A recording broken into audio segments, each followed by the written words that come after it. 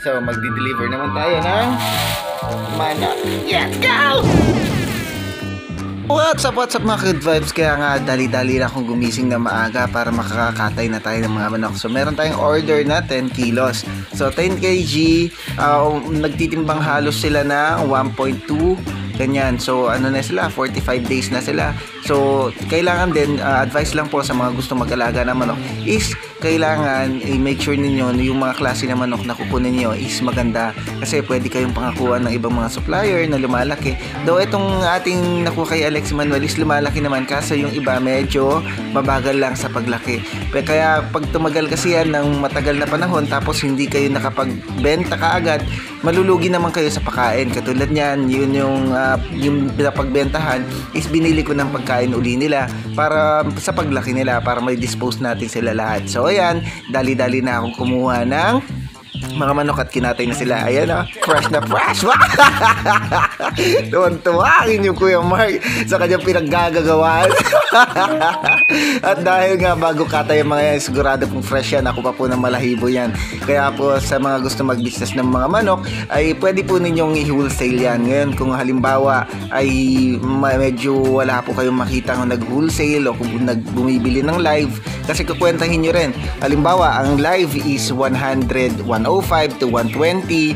Ngayon i-multiply nyo yon sa kung ilang kilo yung manok na malinis. Halimbawa sa 1.6 o 1.4 malinis na manok is 1 kg. So ganun po siya. So ngayon kung 1 kg tapos 400 grams yung bituka, kasi sa mga nagdi-dress po is naibebenta pa po nila yan, yung mga bituka, yung mga ulo, yung mga paa. So sa atin po na nagba-backyard farming, kailangan din po natin i-consider. So pwede naman po natin siyang lutuin o ulamin, katulad ng gagawin po namin ay i-adobo na lang po namin yung nakuha naming ulo, paa, atay, balon-balunan, tsaka yung ibang bituka. So ayan, kailangan lang matyaga ka sa paglilinis, matyaga ka sa pagkakatay ng mga manok.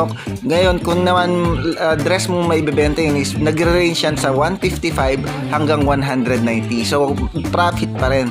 Ang nakita ko lang po na-observe ko sa pag-aalaga natin ng manok is kailangan pala within 30 to 35 days, o kaya kung hindi sila abot ng 40 days maximum, 45 days maximum, ay mag-harvest na, kasi kung hindi malulugi na po tayo sa pagkain.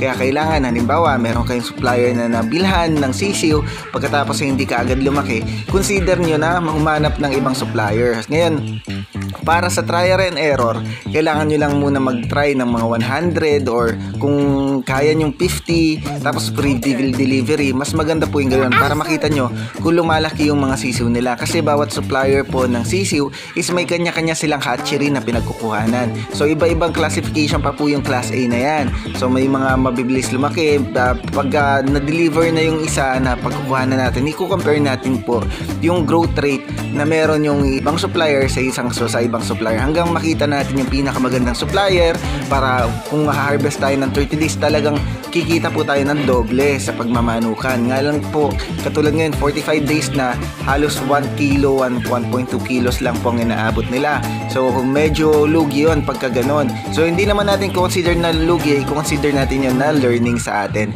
So pwede naman po siya, kaya wala din naman po tayong pagsisisihan, kasi nag-uumpisa po tayo at nagsisimula magnegosyo, kasama po yan sa negosyo natin. So ayun po, advice ko sa inyo, pag nakakita na tayo ng magandang supplier, wag na nating pakawalan at alagaan natin. Halimbawa po, meron po tayong pagkukuhanan ng bagong sisiw ngayon, kasi nga po inabot ng 45 days yung ibang mga sisiw is 1.2 po yung pinakamabigat sa kanila.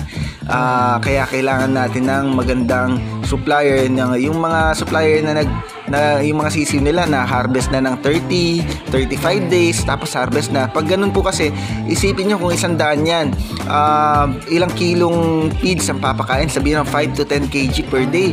So yung 1 kaban po is 50 kg lang po yan, 5 days lang po sa kanila yon.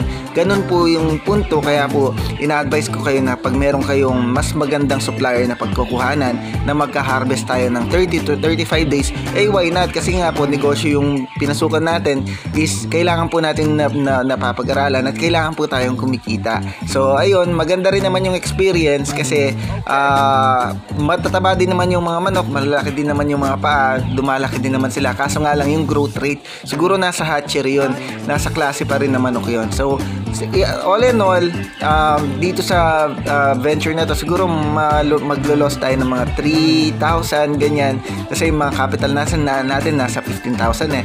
Siguro mag-gain lang tayo ng mga 10-12k, ganyan lang siya.